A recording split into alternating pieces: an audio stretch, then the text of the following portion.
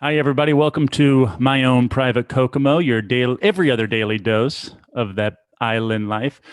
We did every day for probably like the first couple of weeks and quickly burnt out on that.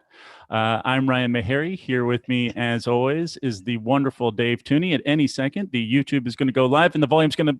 Nope, I caught it just in time. Uh, how are you doing, Dave? Good. I see you got a new microphone. I did. It just came in yesterday. I'm very excited. You know what? The one problem with it here is I wonder is it doesn't. Well, maybe now's not the time to be messing with it. I had it where it was good. It doesn't. It's kind of short for me because I'm a taller guy. I mean, mine is too. I've got it stacked on a puzzle box here. Yeah. I'm looking at myself right now. I did a workout right beforehand, and I gotta stop doing that. I'm so red in the face right now, and I thought you had just like gotten some sun or something. No, I worked out, and I do it to myself every single time before I work out on this thing. And it's like, all right, well, if you're going to work out, give yourself at least like a half hour between the end of your workout and the show so that you cool down. And I end up having to take my third dump of the morning, and then I'm unable to get going on time.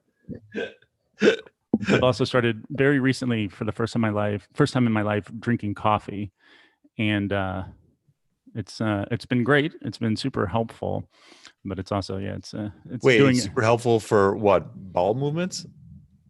No, just getting a little extra jolt going in the morning. Okay, and you weren't a coffee drinker, so you like the taste of it. Yeah, I like the taste of it. I'm still pretty caffeine sensitive. Mm-hmm. And there'd be times, I think I even talked about it when Tom Vaughn was on here. I met Tom for coffee once and had iced coffee, and I never had it before. I didn't realize it was more caffeinated and it goes down way easier. And I drank a ton and I did not feel great. And so almost like since then, I've kind of been avoiding coffee. But I've been getting back into it now, and it's been nice. Good. But yeah, and although I'll say today was the first time I drank it, and then did like a slightly more intense workout, and boy, by the end of it, I could feel my heart beating very fast. And I was like, I wonder if this has something to do with that coffee I drank. Possibly. Hey, I got a question for your headphones. Yes. A little tech talk. Sure. For this. Where do you have your headphones connected to? I have my headphones connected into the little base stand that my microphone is on. But mine came with it's built into this little stand thing here. Yeah. And so I plug it right into that, which I just found out as we were recording because I couldn't hear you at first. Yeah. I figured you'd be just coming in through my speaker. I'm relieved that honestly that you're not. Because I like being able to hear myself when I'm talking on the microphone. I'm sure you would too. You're trying to figure out how I wish I could figure it out with your headset. That's okay, frustrating. That's okay. That's how the legions are here to talk about. Yeah, well, we can talk about the tech stuff. It's happening right now. I like for us to be present in the moment, talking about what's going on with us. And you seem a little frustrated, so let's deal with this frustration before we get going. I did a call over that we used Skype last night with Kenny Stevenson. We watched Indiana Jones and the Last Crusade through this thing called Hot Mic, and then he was Harrison Ford and also Sean Connery. Okay, and it worked like a charm, but it doesn't work for us. Maybe because of Zoom or something. I don't know. Maybe it's making me self-conscious that it has something to do with my new setup because it wasn't working last time we did it either. Oh. Yeah. Not on you. It's on my end. Hey, so we've got a Bangarang show tonight, right? Yeah, we do. And so I guess we'll plug that right now, guys. If you want to watch Bangarang tonight, we are at 8 p.m. Pacific time on the UCB YouTube page. Is that correct? My understanding. Yeah, UCB Comedy. You can find it there. You can also go to Bangarang UCB Instagram page or Twitter page, and you can find a direct link there. Or also you can look at our Facebook page and find the direct link to the show. It's free, and it's going to be a bunch of fun. Yeah. Are you going to use your microphone during the show? I will. Okay, so I should too. Mine feels like a little more like yours. I can see it right now. Mhm. Mine feels very invasive. Yours It's yours looks like mine is just below camera. yeah. Um, I don't. Maybe I I might have a don't. different setup tonight, but It, yours looks like a pearl. it looks like a pro. Yeah, It's it might look like one. I don't know if you it look like a truly is. radio host. I do like the feeling of it. Um, God, I look like a fucking tomato. This has been. You look great. Oh, you're being kind. In middle school, high school, any sort of like gym class, I would always get so red, and like I blush very easily also, Uh, and but like more than anyone ever, like just like red, and it's. I, but I think I've gotten better about like blushing. You know what I you've gotten mean? better at it. Like not blushing so much. How do you even control that? I don't know. Here's what I think. I think years of therapy, being more comfortable in my own skin, and that sort of like ease, not feeling so tense and self-conscious that when something comes up that would in the past make me blush, I'm able to process it and feel a little more relaxed. Oh, that's That's pretty just great. my theory. Also, I maybe people are just nicer now that I'm older and don't tell me that I'm blushing. But I could always feel it. People used to tell you, "Hey, you're blushing." Oh, I mean, it was so like there would be times where I'd be like, "Are you okay? You're really, really red in the face," and I'd be like, no, a pretty girl just smiled at me." Mm, yeah, like Well, I that would mean, ever good for happen. you for having so many pretty girls smiling at you. Oh, Dave, that's why I would be blushing because it was so rare. Dave working overtime to try to make me to be nice, and I'm shutting him down at every turn. No, I think it's fine. I like it. Dave, we've got a very, very fun show Yeah. potentially. Who knows? It could go off the rails. That's kind of the joy of this show is that you never know. It could be a total disaster. That's what's exciting about it. Um, Here's where I got the idea for today. Hey, can I ask you real quick before we go into that? Yes, please. You mentioned total disaster. Mhm. Can you name a um a live performance, sketch, improv, whatever it is, where you're like, this is awful. This is going very badly. This is a disaster. An improv show? Can I name an improv show? I know. Yes, one jumps out immediately, and like for it to be like a total disaster, there's got to be some, I think, stakes to it a little bit. It's got to be feel like a big show, and um, there was a DCM. Do you know? You know what I'm going to say? Of course I do. There was a Del Close Marathon. If you don't know what that is, it's a improv marathon that was held in New York for a decade and then some and change. Mm-hmm. And it's like 24, like 48, 72 straight hours or something. Something ridiculous. Of improv. It was hosted by UCB, all different theaters in New York. And Bangarang would yearly do a show there. But one year, Bangarang got accepted, and I was the only person who could go. And we decided to keep the slot. And I was like, oh, I will put together an all-star team. And I did. I put together on paper should have been like it was a great group. I sunk the show. I will, because I was kind of just sort of like, as I was there, just kind of asking people, polling people, not really filling in everyone on what was going on. Not really even telling other people who was performing. It got to be, I think, a little too big. And then there are certain pockets of this festival because it's so long and people are doing a ton of shows and it's New York and they're partying and there's running around.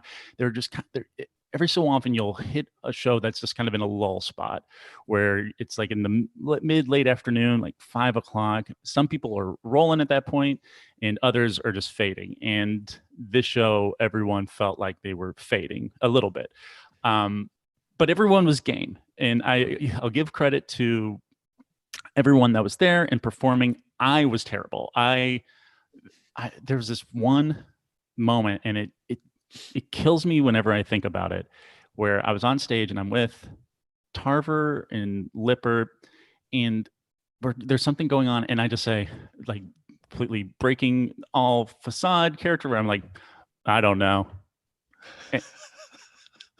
And it's not something where like the scene had gone off the rails so badly, Yeah. and that like I literally, in a scene that was fine and had potential, and I blanked and like gave up in the moment. And I remember like Tarver kind of looking at me like, just like, what? And everyone's, because I'm the person from the team, everyone's kind of like looking to me as to kind of like a guide, and I was a terrible leader in that moment. And that is by far like the biggest disaster. And what sucks is if you asked a lot of the people who were in that show, they would, one of the top 5 worst shows they've ever done. I wonder if that would come up. And you know what? And that's not even, I think, the worst show I've ever done at DCM. I thought you were going to say a different one. I forgot about this show. I mean, I only heard about this because I wasn't there. The other show that you and I did that was really bad at DCM that we won't get into just because it's not worth getting into. No. That's easily the worst show I've ever done, but the stakes felt lower, smaller audience. This was packed UCB Chelsea, line out the door to get in. And at that point, Bangarang had done a few DCMs and it delivered. And so, there were like people are like, ooh, this is going to be great. Although, at one time I was on Reddit and I came across on like the improv forum, someone was talking about just like LA improv and just like getting it. And then someone's like, oh, like, once you're kind of in the scene, you'll start hearing, these pockets of conversation, and you'll be able to jump in. You'll hear maybe somebody say something like, I think Bangarang is the best graduated Herald team of all time. And blah, blah, blah, blah. And it's like, oh, that's really nice. And then I looked down at like in the comments, and one person said, really, Bangarang? I saw them open up DCM one year. They were the first performance, and right after the press conference. And the entire press conference was about what good improv is and what and how to do great improv. And then Bangarang came on stage and did the exact opposite. I was at that show. Yeah, I know. Not our best show, but a good show. It was fine. It was perfectly fine. Yeah, we were probably a little too amped. Yeah, that was like a primo slot. It was like this slot. We were, I mean, not the slot, but like we were opening up the festival. It felt like a bigger deal. Mm-hmm. Yeah, and it was a perfectly fine show. And I remember there's one thing I remember. I don't remember the particulars of it, but I remember you and I had a fun scene where we were Barnes and Noble, the founders of Barnes and Noble. I can't believe you remember that. That's all I remember, and it makes me laugh whenever I think about it. Is that we were Barnes and Noble. I won't get into it either because I don't want to rehash it. But that DCM show that is collected as you and me, one of our worst. I was so embarrassed after, and I was kind of mad, and and I just remember being in the taxi going back to wherever we were going, or Uber or whatever it was, and just thinking, I was just like, damn it. What were we doing? I don't even want to do any more shows. Or I was also so desperate to get to the next one. Like, let's just get another one going right now and fix it. Yeah. Luckily, we had another show pretty shortly after, and that show went great and definitely cleansed the palate. Interesting to note, once again, I would say that that really, really bad show of, I think we were like 6 people in that group, 6 or 7. If there was 1 or 2 people that were responsible for the true awfulness of that show, I was definitely one of them. I mean, I know somebody on Twitter singled me out specifically as being and doing something truly awful. None of us helped. No one stepped out. No, people stepped out. I dove in. I It was a leaned in. collective failure. Oh, you're being very kind. And, It's and true. I agree. Like, it was not a good show for anyone by any chance, but I believe I helped take it to that extra level of garbage. But enough about my improv. Let's get into. I like Tony asking, "What are we doing right now?" Just this, this whole show is about relaxing and having that fun beachy vibe, and all we do is just criticize ourselves. I can name a sketch show that we did that didn't go well either. This could be the entire show. We will save an episode where we just talk about our biggest onstage failures. Okay, but for today we have a different segment planned. I was thinking. So yesterday I was having therapy, and I was like, oh, I wonder if I could be a good therapist. Like, I feel like I feel like I'm pretty empathic. I feel like I have like a good sense of looking at certain situations and trying to like get a good idea of where people are coming from, different perspectives. I probably stand to be a better listener, but I was like, I wonder if I could do that, and it made me start thinking about like giving advice, which is not what a therapist is supposed to do. But anyway, so A to seeing off of all of that, I kind of got to advice columns, and I was wondering like, oh, could I be a good advice columnist? And so we're gonna put that to the test a bit today. We're gonna see how good Dave and I are giving advice. So what I've done is I've gone to do you know who Dan Savage is, Dave? Yeah. Okay, so I've gone to some of his archives, went back a little bit, and grabbed about like 4 questions for Dan Savage. I haven't looked at the answers. I barely looked at the questions. I just kind of made sure that the questions weren't like super heavy or like a bummer, but just kind of like pretty standard sort of relationshipy life questions. And Dave and I will read them, and then Dave, one at a time, each of us will handle 2 questions on our own. Okay. So, Dave, if you want, maybe do you want to read me the first question, and I will do my best at answering it. And then what we'll do is once I give my answer, we'll read what Dan Savage said, and we'll compare and see how good, because I think he's very good at giving advice. We'll compare to see how we stack up. Well, I don't want to say you're with a professional right now, but in high school, I was a member of SHOOP. That's SHOUP, and that is Students Helping Others Under Pressure. So you'd be good at that. I can see that. I think you might be with someone who's got some experience here. Dear Dave. All right, I'm reading you the first question. Yeah, let's do it. Okay. What do I got to put on my glasses? Okay. I'm going to put on my glasses. Okay, put on my glasses. Okay, here we go. Off to a great start. So empathic. So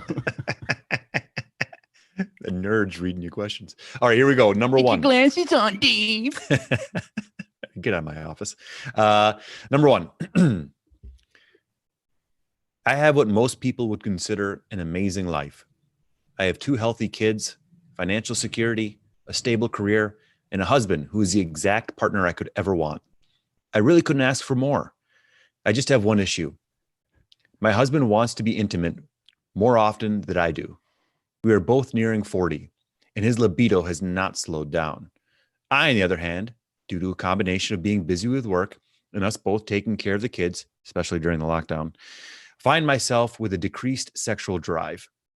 Because of all my and our obligations, I find myself alternating between a state of tiredness, anxiousness, or distraction, none of which gets me in the mood. We've talked about the situation, and he is absolutely respectful when we do so, but he has made it clear he's very frustrated. I think once a week is more than enough, and he could go multiple times a day. Okay. It's to the point where he feels he's begging just to fit some us time into our lives, which he says makes him feel undesirable and humiliated. There isn't anything wrong with him that leaves me not wanting to engage in physical intimacy. We just seem to have a different physical intimacy schedule. We just seem to have different physical intimacy schedules, and it's putting a serious strain in our relationship.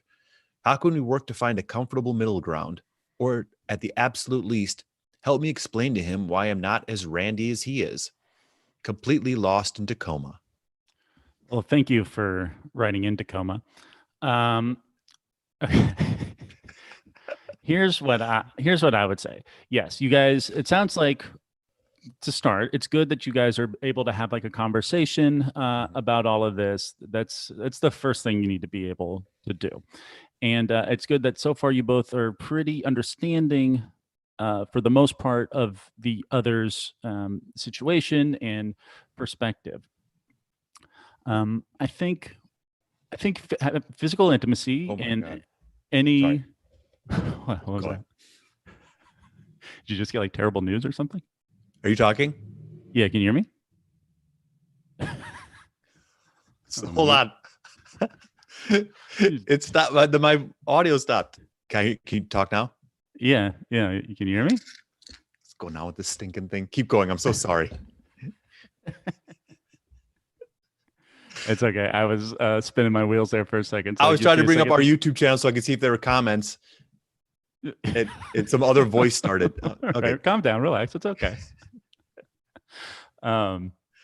Okay, back to Tacoma. Tacoma, maybe it's understandable that you would be anxious during this crazy, intense time right now. Maybe having a conversation with your husband about what would get you in the mood. If there's workarounds, if you feel like you guys are on different schedules, maybe see if there's a way to find uh, uh, be able to find a compromise on your schedules. When is he at his most randy, and when are you? And if because you're feeling so tired and anxious and distracted, maybe those are the issues we should be trying to resolve first before we get to a place where you feel comfortable uh, getting into a sexy mood. And if there's ways that your partner can help you there, I think that would maybe be a great start. But I think you guys have the right mindset um, of maintaining constant communication.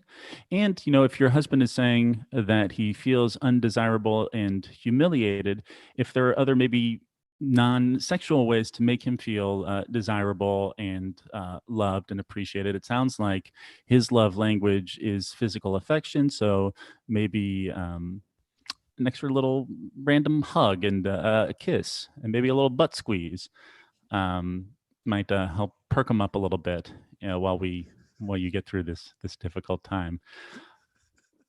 Thanks, Tacoma. All right, Dave, what do you I know he wants to have sex, but butt squeeze should be able to help alleviate some of that.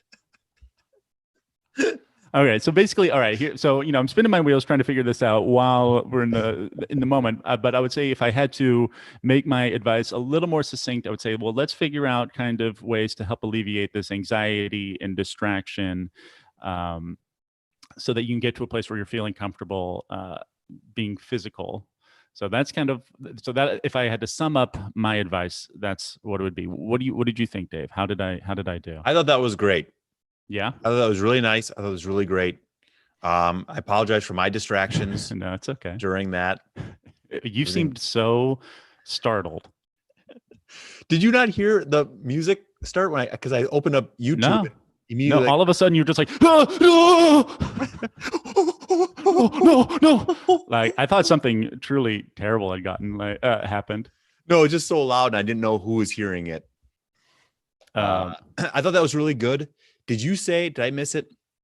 That I don't know what to do for these people, but wait, did I say that? Did you say no? Did you say that could the husband try to take on even more of their responsibilities?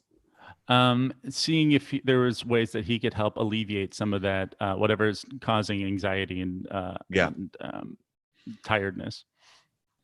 Yeah. But it sounded like they said that they were sort of splitting that duties. Okay. So, but just throwing it out there. So, Dave, I'm going to go ahead. I'll read what Dan Savage said in response. Yeah. And we'll see what he says. Okay. So I'm interested. I've got them all here. Okay.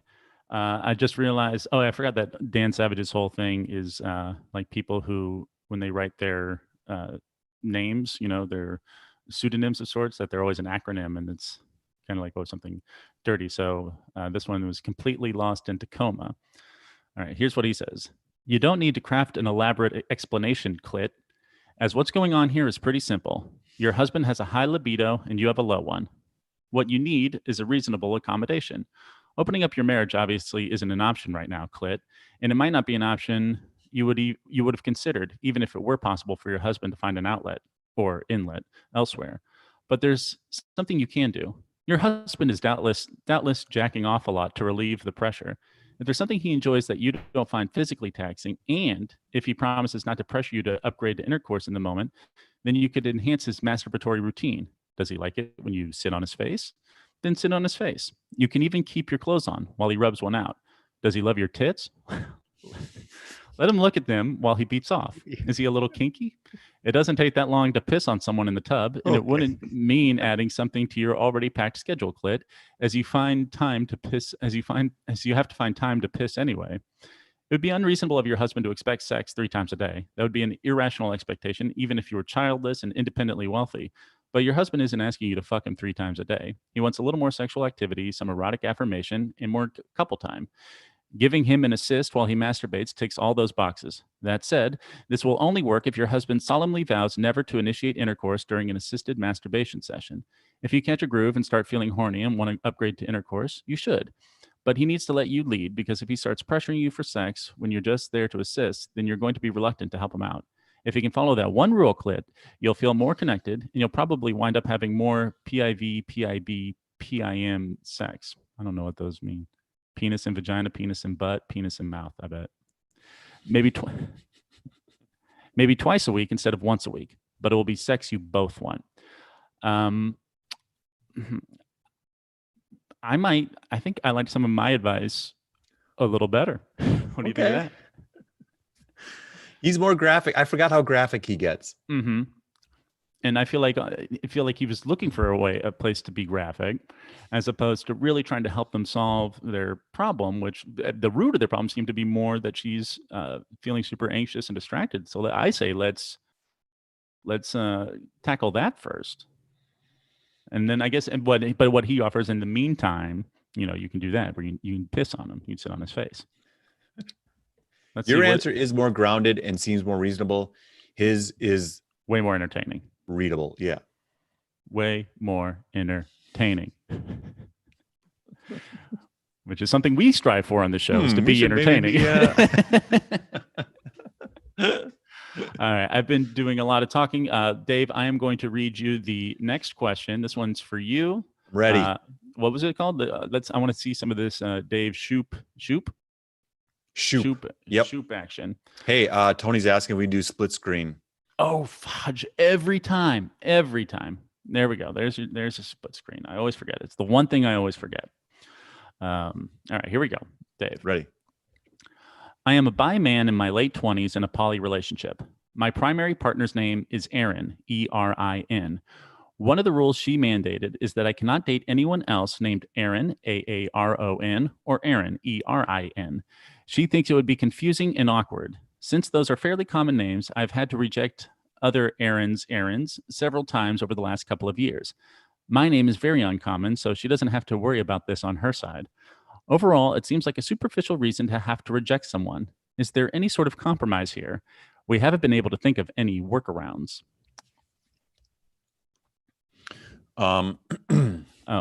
This is not allowed multiple errands.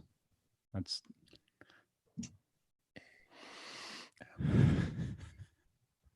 what's the acronym there? Not allowed multiple name. Name. Yeah. Name and AME. I guess they don't have to be dirty. Okay. My advice is pretty short and sweet on this one. And that is you can't. You don't approve of your freaky lifestyle? Hey man, get it together. One partner only. No. My advice, I think, is still pretty simple, and that is if errands are off limits, errands are off limits. How many errands have you had to turn down? It can't be that many. I know off the top of my head, I can think of one Aaron I know. Yeah. So then that one's gone, and you have access to, or the possibility of, like 500 million other people. Yeah, at Yeah. least. I'd say in the world, you've got about 500 million people not named Aaron, and the other 6.7 billion are all named Aaron. I mean, clearly this person is zeroed in on a one Aaron that he's like, I really want to be with this You think person. so? I think so. I think he just wanted to get into Dan Savage, and he keeps writing a bunch of stuff. Oh yeah, I mean, yeah, that's probably the more likely reason. But if this is real, then I say, okay, that's pretty minimal So restrictions. your advice essentially is get over it. Yep.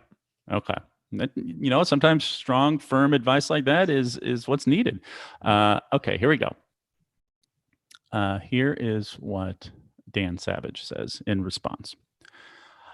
I can't count the number of gay couples I've met over the years where both men or both women had the same first name.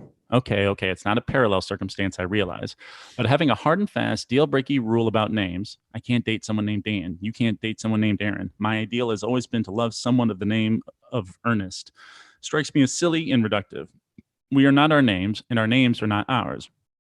I am not the only Dan Savage out there, nor am I the only Dan Savage capable of giving decent sex advice, as my substitute Dan Savages ably demonstrated this summer.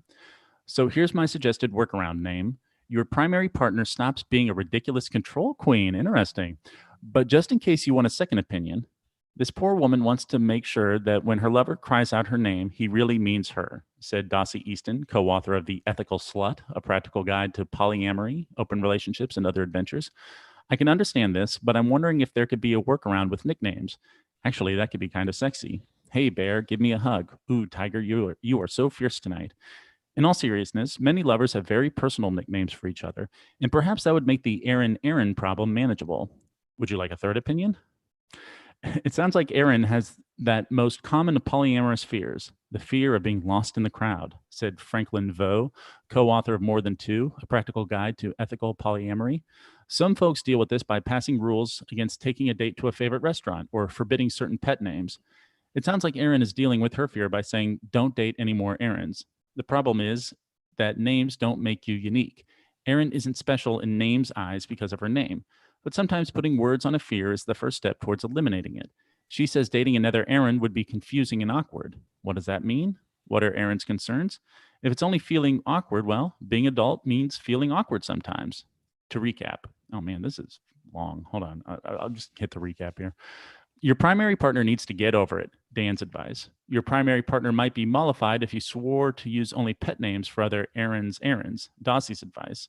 Keep talking and maybe your primary partner will get over it, Franklin's advice. All in all, our expert panel doesn't have a lot of sympathy for your primary partner's position. So in the interest of fairness, I'm going to offer a defense of Aaron's position, but that sounds like kind of not what their overall opinion is. So they took kind of the exact opposite stance. They really did. You, Dave. Yeah. It's interesting. Yours seems like, I wonder what that says about you. And that, like, I mean, you're very like compassionate and caring for, your first instinct is to take care of your partner, which I think is a sweet thing. I think it speaks more to like, I think that partner not wanting another Aaron, I do think is silly to me.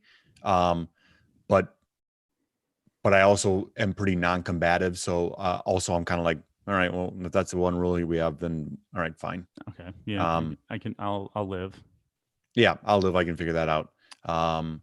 So it's probably speaks a little bit more to that, but also, yeah, of course I want to make them feel comfortable. Yeah. But Dan Savage's advice also rings very true. For sure. I think there's got to be like establishing boundaries, this feels a little ridiculous. There's Dan's getting into the problem. Like Dan's like addressing what the actual probably real issue is, which is like the wanting to not feel like you're lost in the crowd and those other things, where I'm just kind of like, I am avoiding the true issue. And that's very true to me. Yeah. Uh-huh. Oh, okay. But I thought you did a good job. I thought it was still like Yeah. a solid, like a firm. I mean, I, I thought you might line up pretty well before I read Dan's response. I thought for a second there too, but his is also super reasonable and a little more Yeah. root of the problem. Is this interesting, or is what we're doing right now interesting? I think it's interesting. I think it's kind of fun and neat. But I wonder if what people watching think. So here we'll give it a second. Is this? We've got two more. Do you guys want to see two more? Do you want us to go back to talking about our onstage failures? What were you guys enjoying more? I think this segment is really fun, actually. I do too. I think it's interesting, and they'll follow us. Like what we think is interesting, then they'll come along. I agree, but I like to make sure that the audience knows that they have a voice, and if something fucking sucks, then we'll stop right then and there. But we won't be pushed around. So you got to make at least a compelling argument about why we should stop. Jared says, "I think you guys should do what you enjoy." I got to tell you, it doesn't really fill me with a lot of. I feel like Jared is he's like kind of angled like this, and he's watching TV, and he's got like a bowl of like Chex Mix, and then he's like, "Yeah, do what you want." Wait, so he's watching something else while he's watching us? Yeah, we're in the background. We're background noise for other TV? Yeah. You got a big bowl of Chex Mix. Okay, well, everyone's telling us to keep going, so that is what we will do. Okay. All right. Dave, would you like to read to me the next question? That's all I want to do. All right. Oh, yeah. Okay, number 3. This isn't a sexy question, but you are wise and I am confused. I've been friends with a woman for about 16 years. She's very funny, creative, loves to have a good time. She's also intense, not very bright, and my family and friends do not like her around. Is she single? Now that we're grown, we do not see each other very often. But I'm glad to maintain a friendship with her and get together now and again. Enter my wedding. At the reception, she made a fool of herself and me by going on some strange racist rant. The racist thing really surprised and disappointed me. When I asked her about it, she shrugged it off like, just add that to the list of dumb things I do when I'm drunk.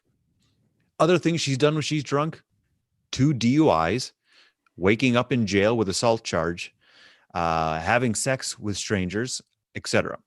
It's been about 7 months since my wedding, and I've basically been ignoring while trying to decide what to do. I love my friend, but I do not want her hurting anyone else on my watch. Do I call her up and end it? See her once a year when no one's around? Ignore her until she dies?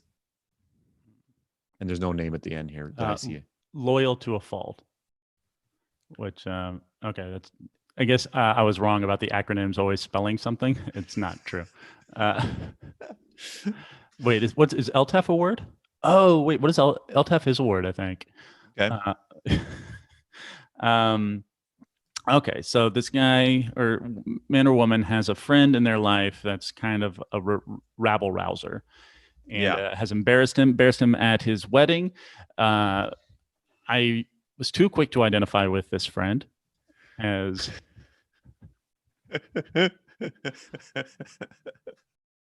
all right, it sounds like the first issue is that your friend is not understanding that their actions affect you. And I think if they don't know that what they're doing is hurting you, then you gotta be able to relay that to them. It sounds like you maybe kind of confront them and back off. So I think if you really care about this person, you you love them as a friend, I think the first thing you need to do is be able to communicate your hurt feelings to them, and then explain to them kind of the consequences of what their actions have wrought. That maybe you won't be able to. It's totally reasonable if your friends and family don't want this person around anymore. So now you guys have like a new there's new boundaries, confinements to your relationship. So now you'll have to basically do things just the two of you. But as long as everyone is comfortable with that, then that's What's going on here? I don't know. I ran out of steam. I got a text message, and that distracted me. I thought I was doing really well, and but basically, yes, you got to you can have this sort of new friendship, this new style to your friendship with this friend. You shouldn't have to cut them off completely if you still have a love and care for them and you want to hang out with them. But it sounds like it's going to have to be kind of under new parameters. And yes, the first thing you have to do is explain to this person what they've done to hurt you and why the relationship looks the way it does now. And thank you, Lataf. That's good. That's all right. That was really good. Yeah. I don't know what this text message is. Sounds pretty funny. I mean, I haven't seen it. It just like, for whatever reason, my phone wasn't on silent and it dinged and it startled me. And it looks like it's just from a friend. Nothing crazy. I think that was good advice. I think that was, again, calm and you're conscious of their feelings. Mm-hmm. Mindful is the word I was looking for. That was great. I'm curious as to what the racist rant was. Like, because it kind of like, if she's up there just like spouting off hate speech, well, then it's like, okay, well, yeah, maybe this isn't a good person to have around in your life. But if it was just sort of like some like just ignorance, like not necessarily coming from a terrible place, but probably that because she said she wasn't very bright earlier on, right? Yeah, that's kind of the vibe I got from her. I wish there was a little more explaining kind of how bad was this speech.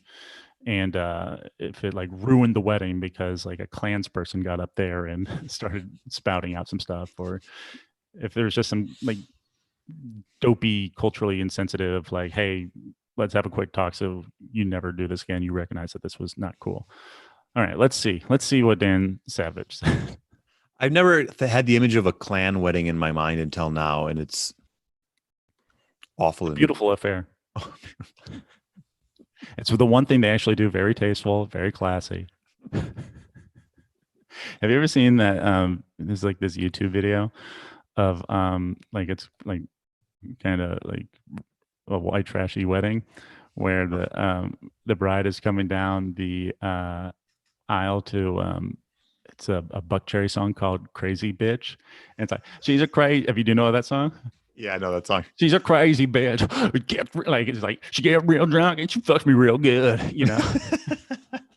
and the bride's coming down the aisle. She's like dancing, and like the video catches like this one well-to-do uncle or something who's there with his like son, and they're the only ones who are like dressed for the occasion, and like he's like hearing the song. It's like, what is this? And then it says something like real dirt. It's like I ate her out and she loves it so much. And then he just like covers his kid's ears and it's like, what? And like kind of hugs them a bit. And it's like, what is going on? And it makes me laugh so hard. Anyway, let's see what Dan Savage said to Altaf. Okay. Tell your racist friend to give you a call after she gets sober and confront her about her racism then. You know, when she's actually capable of remembering the conversation, reflecting on what you had to say, and perhaps changing for the better. If she can't get both sober and better, Altaf, make sure she isn't registered to vote and then ignore her until she dies. It's a very Dan Savage-y answer. Yeah, it's like, well, I don't know. What do you make of that? It feels a little dismissive. Well, it's just like, all right, like, but maybe he makes a point. Like, okay, this person's drinking is affecting your relationship and just their life in general, and you've gotten to a point where you're kind of fed up, then you can, Yeah. I guess, yeah, you can say that's like, hey, you need to get your shit together before we can continue having a friendship. Yeah. If anything, I think maybe my advice was a little too enabling. Oh. Hey, I've maybe also, that's maybe in therapist's office there should be two therapists so they can bounce ideas off of each other. good cop, bad cop. Yeah. That's what a therapist is. They need a bad cop. You know what? And actually, when I think about it, I think my advice was also very kind of like reflection of me a bit, like avoiding conflict, avoiding confrontation. Like, here, let me just keep you away from the people that you bother, and we'll have our own thing, and we'll just, I'll try to separate everyone without actually having to deal with anything. Mm-hmm. And is that also how we want to be treated? Like, I don't want someone to just eliminate me. I want them to be kind and gentle with me. Yeah, take care of me instead of telling me get my shit together. Yeah. Yeah. Interesting. Okay, Dave, I'm starting to see more and more that maybe we're not cut out for this. And maybe we have our own things. I mean, I don't like telling people what to do, or I love it. That's the thing. I love it. But maybe I shouldn't. Maybe I'm not good. Hey, does it look like I'm wearing one of those propeller beanies? Now that you mention it, it sure does. Just checking. Now I wish you would wear. Do you own one? No. A propeller beanie? No. When's your birthday? August 19th. Ooh, it's coming up. I know what I'm getting you. Quarantine propeller beanie. Box full, huge, tons of them. You can't have too many. No. All right, Dave. Let's do it. This is our last one. Thank you. You guys have been patient for this bit that I think fucking owns. I love this bit. The segment rules. Here we go. Last question for Dave. Mm-hmm. Gay male in my late 20s. I recently ended things with a guy. Our relationship started as a strictly sexual one. We're both involved in the kink scene in our city and have interests that align in a particularly great way. Quickly, it became clear there was a real connection. The next 2 months were great. I had a toothbrush at his place within 3 weeks. But early on, I noticed that he was a much more extroverted person than I was.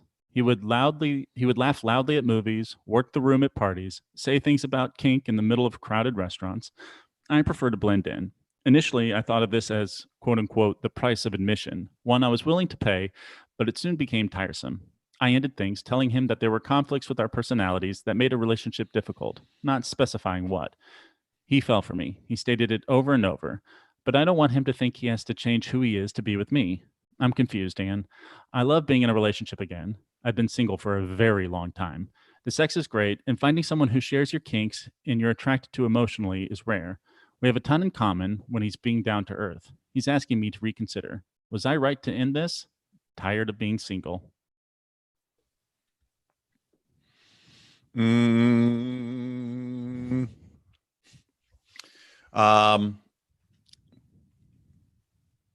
Yeah, I mean, yes, if you weren't comfortable with the person, I mean, that's the problem, right? Like with that a lot of people experience, like, oh, I like so many of these things, but some of these things just don't work well. We don't jive.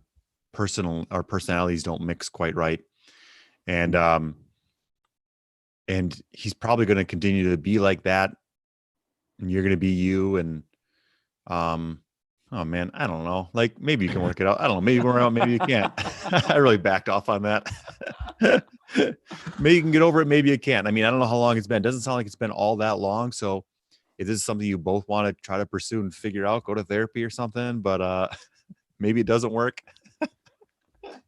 This answer is garbage. It's so giving out advice is so frustrating. It really is. Like I can see it going both ways. Like, yeah, sure. What do you want? What do you want? Just answer your own fucking question, man. Like you know better than I do. Do you want to be with this person? Okay, then figure it out.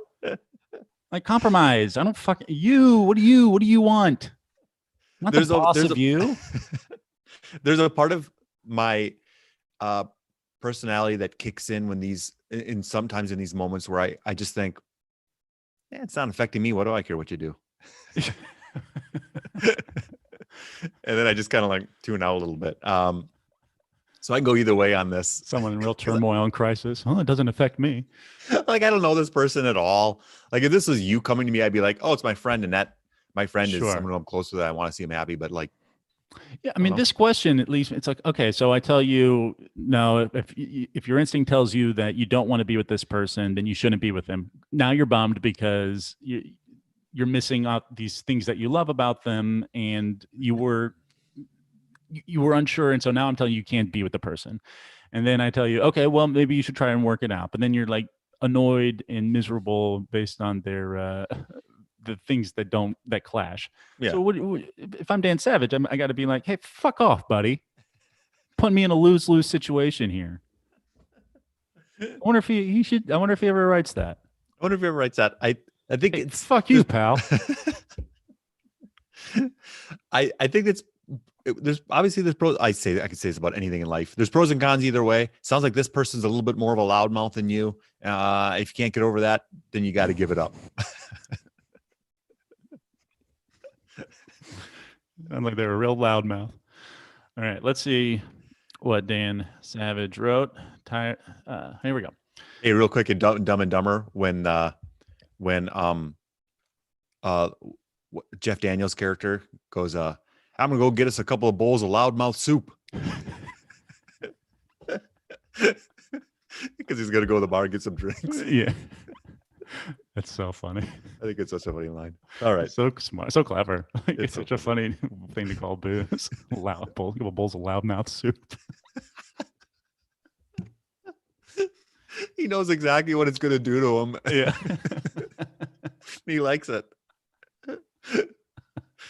It's so funny to me. That movie's great. All right. What does Dan say?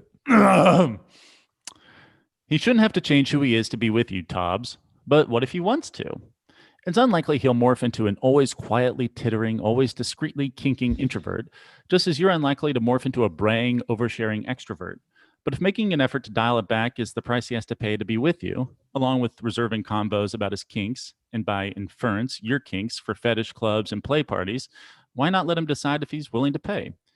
Gays represent a tiny percentage of the general population, Tobbs, and kinky gays represent a not so tiny but still smallish percentage of the gay population. I don't think you have to marry this man, regardless of his flaws, just because you're gay and your kinks align. But you should think twice about discarding a guy who's gay and kinky and whose company you enjoy most of the time just because he gets on your nerves now and then.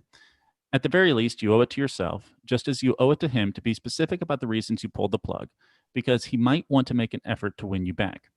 There's a lot that's good here. Your kinks align, rare, and you enjoy spending some, but not all of your time together, common, and there are always workarounds for the bad. An example from my own life. My husband is way more extroverted than I am, so sometimes he goes to movies, restaurants, clubs, and concerts without me. I stay home and read or sleep or clean, and then when he gets home, we have something to talk about. How the movie was, whether the restaurant was any good, who was out at the clubs, and if there were any cute boys in the band. He doesn't make me go out. I don't make him stay home. It's a workaround that works for us. With some effort, Tobbs, you could find the workarounds that work for you too. He makes an effort when you nudge him to dial it back. He goes to comedies with his friends, dramas with you. If he's working a room, he won't take offense if you slip into another room. Give him a chance. What did I say again? It was you. So preoccupied with myself. I didn't say much. You told him, what'd you say? You said it's not going to work and move on. What did you say? If he's too much of a loudmouth, then move on. Get out of there. I gotta say, like, I related to that actually super hard. Just go like, I won't go into specifics, but just dealing with some similar issues in my own relationship. Currently, I was like, oh, this is like stuff I can easily I pull from, and actually made me a little more optimistic. Very nice. But then of course I'm sure they'll be very happy that I'm sharing all of this right now. You're talking about bangering, right? And you're saying that like Tony is real loud, and Tony's always drinking the loudmouth soup. Drinking it. And you're more demure, and I'm far more demure. Demure. Now they say in Total Recall. Yeah. No, I think that's a good reminder of just compromises in relationships and finding those workarounds and really trying to connect even more on like what you have in common, what works, and then kind of build out from there. Mm-hmm. You know? Yeah. Dave, how was this for you? I loved this. I thought this was a lot of fun. I could do this forever. Yeah. Was this your jam? Yeah, I like this. I like hanging out with you, buddy. This is Me a lot too. of fun. Me too. I think this Yeah. is great. Having this microphone, I feel so much better. You look better, buddy. You look like a pro. You're carrying yourself a little bit more. Can I say regally? Yes, thank you. That's all I'm going for. Did you know the word name Ryan means the little king or something? It does. I think That explains a lot. the little king. I don't know if the little is in there, but It is now. it is. It's in there now. Well, if it isn't the little king, The little king Ryan. that's where we're going to introduce you tonight for our show. I demand to be introduced individually. Oh, Tony says hell yeah about her being loudmouth. Been drinking the loudmouth soup. Well, this was so much fun. My God, the time just flew by. It's almost 1 o'clock. It's almost 1 o'clock. I got things to do and places to be. Guys, thank you so much for tuning in. We will be back next week. And I think probably by the end of next week, these will start going up as podcasts soon. Can you believe it? Ay. Oh boy. So if you miss it here and you don't feel like going on YouTube and watching, but you still want to hear what we have to say, you'll be able to do that on wherever you get your podcasts. All right. Well, hey, that's exciting. Wherever you get them. Wherever you get them. You Ralph's. can get them at Ralph's. I think CVS carries them for the most part. All right, guys. We will see you next week. Until then, keep going. Bye. Bye.